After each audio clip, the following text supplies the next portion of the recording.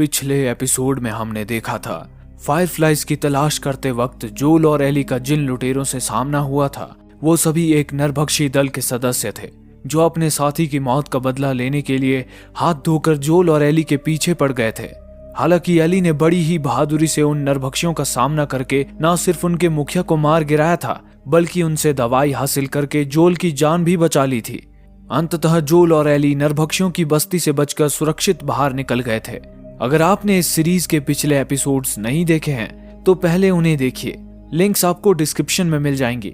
आइए अब देखते हैं इस सीरीज का अगला एपिसोड की शुरुआत में प्रसव पीड़ा से ग्रस्त एक गर्भवती महिला रोती बिलखाती हुई एक खूंखार ज़ॉम्बी से बचकर भाग रही थी। वो किसी तरह अपने गर्भ को संभालती हुई जंगल से घिरे एक फार्म हाउस में आ जाती है और फार्म हाउस के अंदर कोई होगा इस उम्मीद से मदद के लिए आवाज लगाने लगती है, पर बदकिस्मती से उसकी मदद करने वाला वहां कोई भी मौजूद नहीं होता। ये देखकर वो महिला छिपने के लिए ऊपरी मंजिल की तरफ जाने लगती है।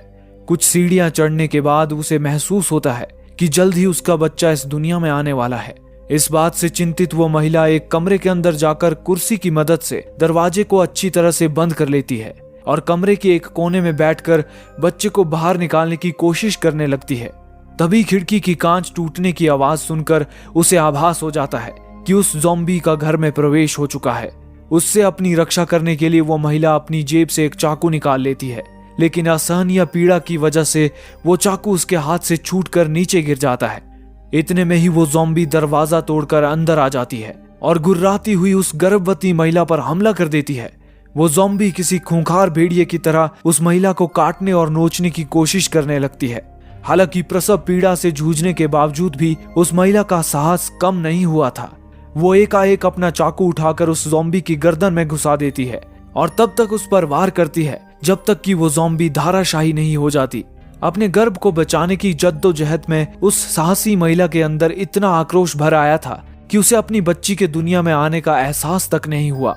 अपनी नवजात बच्ची का रोना सुनकर जब वो महिला उसे देखती है तो खुशी से उसकी आंखें नम हो जाती हैं। तभी उसका ध्यान अपनी जांघों पर जाता है जहां बदकिस्मती से उसे ज़ॉम्बी ने काट लिया था। ये देखकर उस महिला की रूह कांप उठती है। वो तुरंत अपनी गर्भनाल को काट देती है ताकि इन्फेक्शन उसकी बेटी तक ना फैले। इसके बाद वो महिला अपनी बेटी को गोद में उठा लेती है और उसकी प्यारी सूरत देखकर अपना सारा दर्द भूल जाती है। वो अपनी बेटी का नाम एली रखती है। जी हाँ, एली। दरअसल वो नन्ही बच्ची और कोई नहीं बल्कि एली ही थी और ये एली के दुनिया में आने की कहानी थी।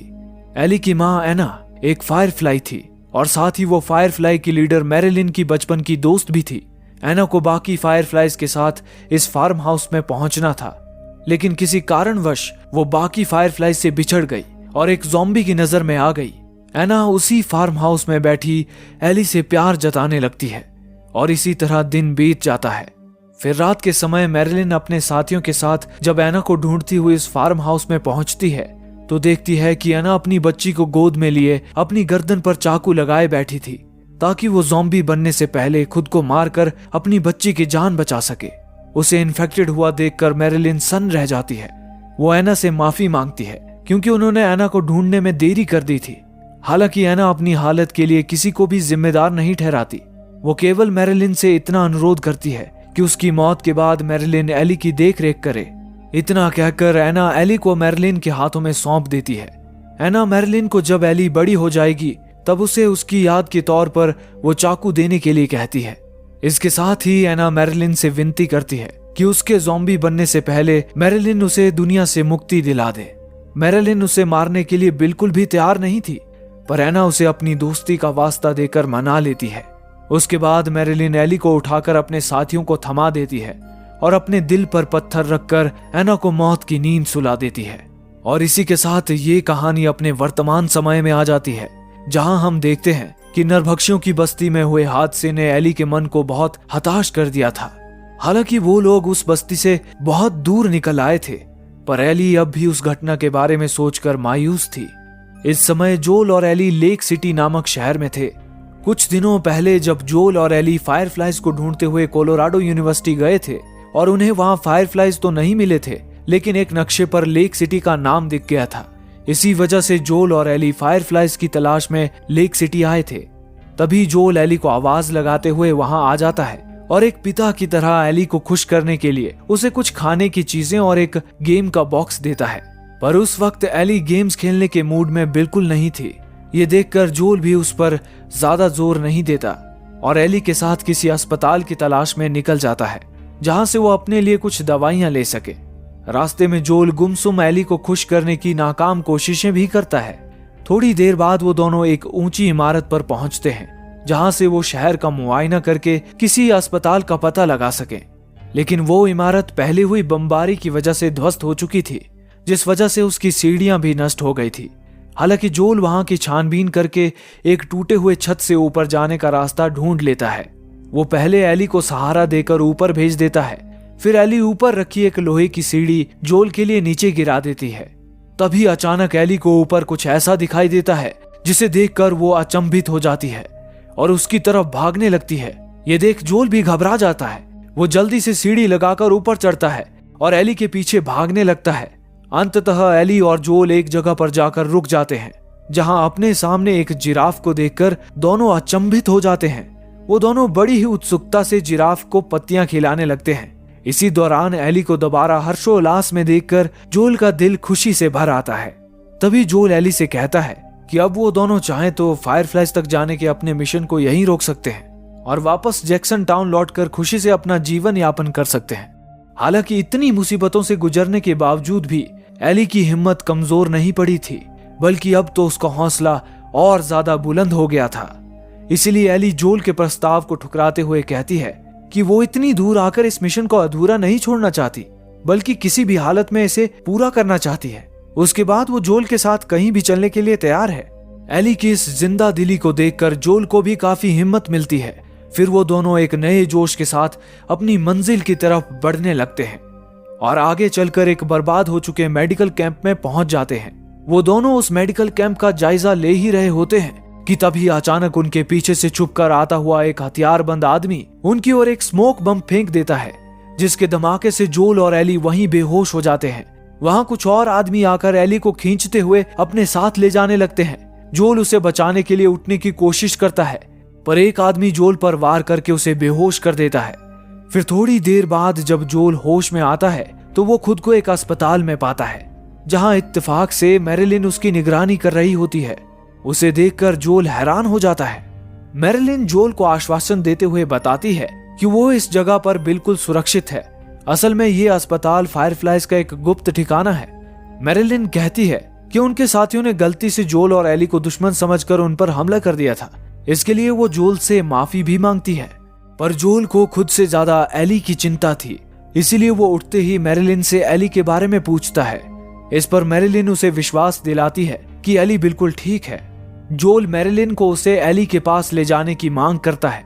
हालांकि मैरिलिन उसे एली के पास ले जाने से साफ मना कर देती है। वो कहती है कि उनके डॉक्टर एली की सर्जरी करने की तैयारी कर रहे हैं। यहीं पर मैरिलिन जोल को एली के इम्यून होने की वजह भी बताती है। दरअसल एली की मां के गर्भनाल काटने से पहले ही कॉर्डाइसेप्स के कुछ अंश गर्भनाल के जरिए एली के शरीर में चले गए थे। एली की बढ़ती उम्र के साथ कॉर्डाइसेप्स भी उसके अंदर बढ़ रहा था और उसने एली के दिमाग में एक प्रकार का केमिकल मैसेंजर विकसित कर दिया था, जो उसके शरीर में घुसे दूसरे कॉर्डाइसेप्स में ये भ्रम पैदा करता था कि एली भी उनकी ही प्रजाति की है। इसीलिए कॉर्डाइसेप्स एली के अंदर विकसित नहीं होते थे और यही उसके इम्यून होने का राज था। मैरिलिन जोल को यह भी बता देती है कि उनके डॉक्टर एली की ब्रेन सर्जरी करके उस केमिकल मैसेंजर को निकालेंगे और लैब में उसके सेल्स को बढ़ाकर उस जैसे कई और केमिकल मैसेंजर्स बनाएंगे, जिसे वो बाकी लोगों को भी दवाई के रूप में देंगे। अब कॉर्डाइसेप्स इन्फेक्शन को रोकने का उनके पास सिर्फ यही एक इलाज बचा है। तभी जोल मैरिलिन से पूछता है कि कॉर्डाइसेप्स तो इंसान के दिमाग से जुड़े होते हैं, तो एली के दिमाग को हानि पहुंचाए बिना ये ऑपरेशन कैसे मुमकिन है। इस पर मैरिलिन थोड़ा झिझकते हुए इस बात का खुलासा करती है कि इस ऑपरेशन में एली का बच पाना नामुमकिन है। ये सुनते ही जोल एली पर ऑपरेशन करने से मना कर देता है, पर मैरिलिन अपना मन बना चुकी थी। वो कहती है कि उसने बचपन से एली की देखरेख की है, इसीलिए उसे भी एली से बहुत लगाव है, पर दुनिया को कॉर्डाइसेप्स से बचाने के लिए एली की कुर्बानी देनी ही होगी। ये सुनकर जोल मैरिलिन पर गुस्से से भड़क उठता है। तभी मैरिलिन का साथी उसे बलपूर्वक रोक देता है। जोल मैरिलिन के आगे गिड़गिड़ाता है कि वो एली को छोड़ दे, लेकिन मैरिलिन अपनी जिद पर अड़ी रहती है और अपने साथियों को आदेश देती है कि वो जोल को यहाँ से कोसों दूर ले जाकर छोड़ दें ताकि जोल उनके रास्ते का रोड़ा ना बन पाए। जाने से पहले मैरिलिन जोल को एली की याद के तौर पर एली का चाकू लौटा देती है। मैरिलिन के आदेश का पालन करते हुए उसके साथी जोल को धक्के मारते हुए अस्पताल से बाहर ले जाने लगते हैं, लेकिन जोल भी बिना प्रतिकार किए वहां से जाने वाला नहीं था। वो सही मौके के तलाश में था। जैसे ही उसे वो मौका मिलता है वो उन दोनों आदमियों को उन्हीं की बंदूक से भून कर रख देता है। उसके बाद तो जैसे जोल के सिर पर खून सवार हो जाता है। वो अस्पताल में एली की तलाश करते हुए अपने रास्ते में आने वाले फायरफ्लाइज के हर एक हथियारबंद सिपाहियों को मौत के घाट उतार देता है। अपने सारे दुश्मनों की निर्मम हत्या करने के बाद अंततः जोल सर्जरी रूम में पहुंचता है, जहां डॉक्टर्स ने एली की सर्जरी करने की पूरी तैयारी कर ली थी। जोल उन्हें एली को आजाद करने की चेतावनी देता है, पर वो सर्जन जोल को चाकू दिखाकर उसके गुस्से की आग को और भड़का देता है, जिससे जोल बिना कुछ सोचे उस सर्जन का भेजा ही उड़ा देता है। जोल की सनक को देखकर वहां मौजूद नर्सेज डर से कांप उठती हैं और तुरंत एली से अपने सारे इक्विपमेंट्स हटा लेती हैं। उसके बाद जोल एली को उठाकर वहां से ले जाने लगता है। वो लिफ्ट से होकर पार्किंग लॉट में आ जाता है और एक कार की तरफ बढ़ ही रहा होता है कि तभी मैरिलिन पीछे से आकर जोल पर अपनी बंदूक तान देती है। मैरिलिन जोल को इस सच्चाई से आगाह कराती है कि जोल एली को यहाँ से बचाकर तो ले जा रहा है, लेकिन वो हमेशा एली की सुरक्षा नहीं कर पाएगा, क्योंकि एक ना एक दिन तो जोल बूढ़ा होकर कमजोर हो जाएगा। उसके बाद भला एली इस भयानक दुनिया में अकेली कैसे जिंदा रह पाएगी। वो या तो किसी लुटेरे के हाथों मारी जाएगी या फिर कोई ज़ॉम्बी उसे चीर फाड़ कर मार देगा। ये कहकर मैरिलिन जोल को समझाने की कोशिश करती है कि एली की कीमती जिंदगी फिजूल में बर्बाद करने के बजाय अगर वो एली को फायरफ्लाइज के हाथों सौंप देगा तो एली की कुर्बानी मनुष्य जाति को खत्म होने से बचा लेगी। इस पर जोल कहता है कि एली अपनी जिंदगी का फैसला खुद करेगी। मैरिलिन उसे समझाते हुए कहती है कि वो भी अच्छी तरह से जानता है कि एली भी खुद की कुर्बानी देकर दुनिया को ही बचाना पसंद करेगी। जोल भी समझ जाता है कि एली दुनिया को ही बचाना पसंद करेगी और अब उसे ही अपने दिल पर पत्थर रखकर एली और दुनिया में से किसी एक का चुनाव करना था। लेकिन अगले ही सीन में हम देखते हैं कि जोल एली को गाड़ी में लेकर जैक्सन टाउन के रास्ते निकल पड़ा था। दरअसल जोल ने एली को चुना था। वो किसी भी कीमत पर अपनी दूसरी बेटी को खोना नहीं चाहता था, पर उसे ये भी मालूम था कि मैरिलिन भी इतनी आसानी से एली का पीछा नहीं छोड़ेगी। इसलिए जोल ने धोखे से मैरिलिन को गोली मारकर कुर्बानियों का ये सिलसिला ही खत्म कर दिया था। इसी बीच कार में लेटी एली भी होश में आ जाती है। मैरिलिन ने एली से मिलते ही उसे बेहोशी की दवाई दे दी थी, इसीलिए एली को मैरिलिन से मुलाकात के अलावा और कोई बात याद नहीं थी। जब एली जोल से बीती सारी घटना के बारे में पूछती है तो जोल उसे सच्चाई नहीं बताता।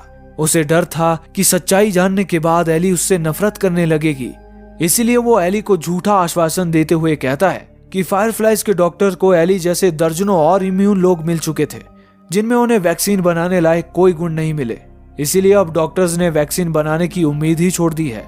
आगे जोल अपने हिंसक करतूत को छुपाते हुए कहता है कि एली जब बेहोश थी उसी दौरान कुछ लुटेरों ने फायरफ्लाइज पर हमला भी किया था। उन्होंने सारे फायरफ्लाइज को मौत के घाट उतार दिया, यहाँ तक कि मैरिलिन भी उनसे बच नहीं पाई। ये सुनकर एली बहुत ज्यादा मायूस हो जाती है। जोल अपने रास्ते के सारे कांटे हटाने के बाद खुशी खुशी एली को जैक्सन टाउन की तरफ ले जाने लगता है, पर जैक्सन टाउन पहुंचने से कुछ दूर पहले ही उनकी गाड़ी खराब हो जाती है, जिसके बाद वो लोग पहाड़ियों से होते हुए पैदल ही आगे का सफर तय करने लगते हैं। फिर वो दोनों जब अपनी मंजिल के बिल्कुल करीब होते हैं तभी एली जोल के उस सवाल का जवाब देती है जो कैंसर शहर में फंसने के दौरान जोल ने उससे पूछा था कि एली ने इससे पहले किसी की हत्या की थी।